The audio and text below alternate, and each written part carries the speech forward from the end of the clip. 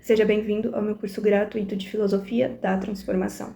Bom, esse curso nasceu do intuito de poder ajudar outras pessoas a transformarem suas realidades, transformarem seus pensamentos e suas consciências. Para quem ainda não me conhece, eu sou a professora Bruna, sou historiadora, também pedagoga, professora de língua portuguesa e literatura, sou também formada em psicopedagogia clínica, especialista em educação especial e também especialista em neuropsicologia. E claro que se tratando de um tema de filosofia, da filosofia existencialista, eu não estou falando da morte física do meu espectador, de você que está assistindo, e sim uma forma metafórica de expressar a morte das versões que construíram a nossa identidade sem que tivéssemos conhecimento disso.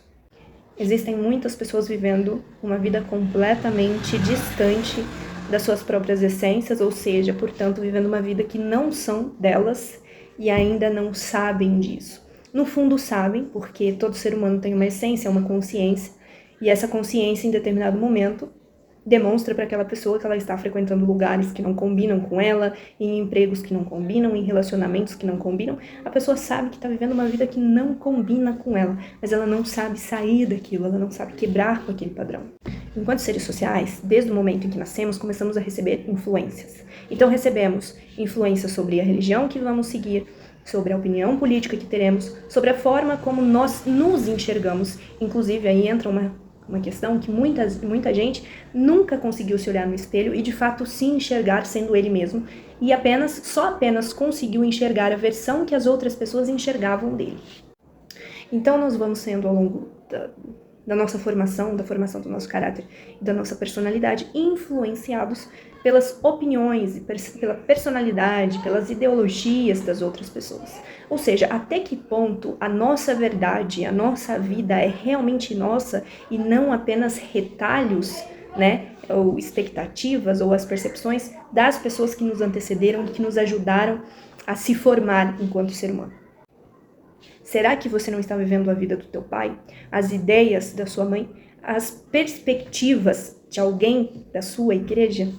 Será que você tem perspectivas próprias, sonhos próprios? Eu vou te dizer que sim. E provavelmente, se você se sente deslocado do mundo, a sua própria psique, a sua própria essência, já te mostrou que você está vivendo uma vida que não é sua.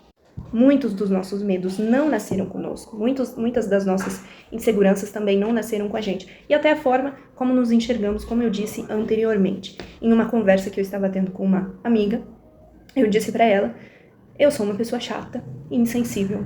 E ela me respondeu: você se acha uma pessoa chata e insensível porque isso está no seu íntimo, no seu âmago, esse sentimento, ou porque alguém lhe disse? E aí eu parei para analisar que eu ainda era um retalho de ideias de outras pessoas. Eu não estou querendo generalizar nessa aula e dizer que as outras pessoas não devem nos influenciar, que não devemos ser partes de uma comunidade ou partes de outras pessoas, porque somos seres sociais e inevitavelmente precisamos das outras pessoas para evoluir e para aprender. Mas a questão aqui é: você é só um retalho de ideias de outras pessoas ou você tem opiniões próprias? Você já parou para se analisar? Você já parou para entender o que você quer aprender no mundo? Quais são as suas expectativas e não mais as expectativas das pessoas que te conheceram? Eu digo retalhos porque a nossa identidade foi formada por um pedaço das opiniões dos nossos pais, um pedaço das ideias das pessoas que estavam na nossa igreja, um pedaço das opiniões dos grupos políticos que estavam ao nosso redor. Mas eu te faço uma pergunta sincera: quando você tira aquilo que não te pertence, que foram outras pessoas que te deram, o que sobra? Por isso que o primeiro passo para você transformar a sua vida, principalmente quando você tem esse sentimento de que você está deslocado do mundo, que você não pertence àqueles grupos sociais, àquelas pessoas, o primeiro passo, é morrer. Mas não no sentido físico. É deixar que as máscaras sociais que você veste hoje morram. É deixar de lado a necessidade constante de aprovação. É deixar de lado as crenças que te limitam. É morrer para você mesmo, não só para os outros, porque os outros, quando você começar essa sua busca pela sua verdade, pela sua própria identidade, quem eu sou, o que eu estou fazendo nesse mundo, quem eu sou longe daquilo que as pessoas disseram que eu seria, Quando você começa a fazer essa busca, você não só morre para as outras pessoas, mas você morre para si mesmo. Você começa a se reconstruir É como se existisse uma versão antes e uma versão depois da reconstrução. Sócrates dizia, conheça-te a ti mesmo, só que conhecer-te a ti mesmo exige muita força e muita coragem, porque o nosso cérebro, ele, ao longo de milhares de anos, foi formado para sobrevivência e não para evolução. Evoluir significa enfrentar mudanças, enfrentar o desconhecido, e o teu cérebro não quer saber do desconhecido. Ele prefere o sofrimento conhecido do que talvez a liberdade desconhecida, porque o desconhecido, o que virá depois, incomoda, a evolução incomoda.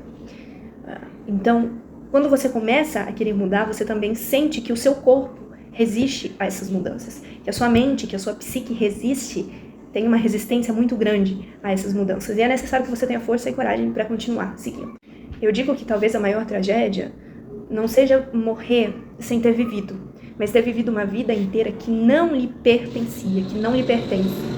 Cada crítica, cada medo, cada insegurança, cada expectativa que colocaram na sua vida ainda existe dentro de você. E eu te convido hoje a apagar, a passar um pano, a passar uma borracha nesses borrões que ficam te impedindo de evoluir, que te fazem viver ciclos viciosos, seja de relacionamentos tóxicos, seja de ambientes e pessoas ruins, os quais você frequenta, enfim, seja um ciclo de escassez econômica e financeira.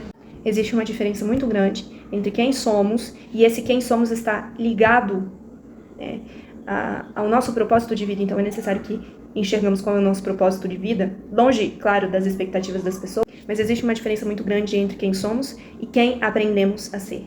E hoje eu te convido a buscar, a parar para refletir quem você é e não quem você aprendeu a ser ao longo da sua jornada.